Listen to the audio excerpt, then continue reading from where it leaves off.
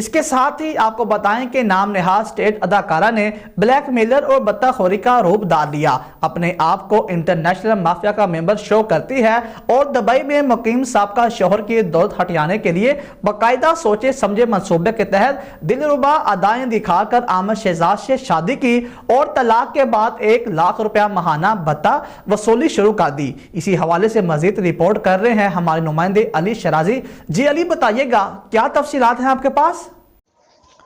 جی بالکل، اسٹیج اداکارہ مریم رانی المعروف کرن چودھری نے عامر شہزاد کی دولت ہتھیانے کے لیے اسے دلربا اداؤں سے پہلے اپنے جال میں پھنسایا اور بعد ازاں 2013 میں نکاح کر لیا، جبکہ مریم رانی المعروف کرن چودھری نے پہلے سے ہی ڈسکا کے رہائشی جوید اقبال سے شادی کر رکھی تھی، جس سے 2015 میں طلاق لے لی۔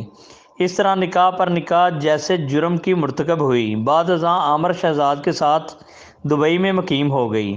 ایک بچے کی پیدائش کے بعد کرن چودھری اپنے مشن میں کامیاب ہو گئی اور حسب عادت طلاق لے لی اور ماہانہ 1 لاکھ روپے بھتہ لینا شروع کر دیا۔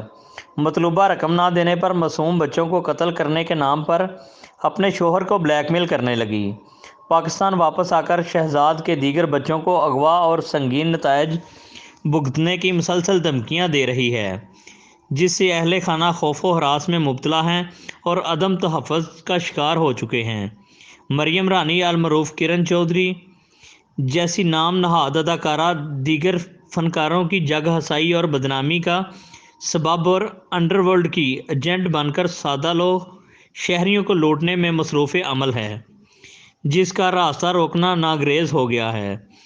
کرن چودھری کے سابقہ شوہر عامر شہزاد اور شہر کے سیاسی و سماجی حلقوں نے لا اینڈ انفورسمنٹ ایجنسیوں سے کرن چودھری کے خلاف قانونی کارروائی کا مطالبہ کیا ہے۔ جی بہت شکریہ علی شرازی تفصیلات سے آگاہ کرنے کے لیے۔ اب تک کے لیے اتنا ہی، مزید خبروں کے لیے دیکھتے رہیے ایس ایم نیوز۔